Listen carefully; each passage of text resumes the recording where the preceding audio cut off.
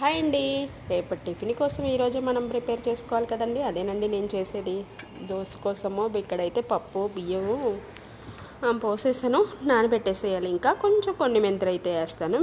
ఒక విషయం అయితే చెప్తానండి. మొన్న ఒక బాబు అయితే అబ్బాయికి 14 సంవత్సరాలు 13 సంవత్సరాలు ఉన్నట్టున్నాడు. వాడైతే ఒక్కడే చెప్పుకోకుండా ఇంట్లో తిరుపతి అయితే వెళ్ళిపోయాడు. తిరుపతి వెళ్ళి వచ్చేటప్పుడు అమ్మ నేను వస్తున్నాను అనేసి ఒక అబ్బాయి హెల్ప్ తీసుకొని ఫోన్ చేసినట్టు ఉన్నాడు.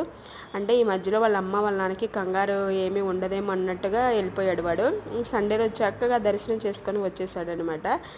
అందరికీ అట్లా ఇంట్లో పిల్లవాడు వెళ్ళిపోయినప్పుడు మిస్ అయినప్పుడు ఇలా పబ్లిక్ మొత్తం టాక్ అవుతుంది కదా. అలాగే కొన్ని ఛానల్స్ వచ్చాయి.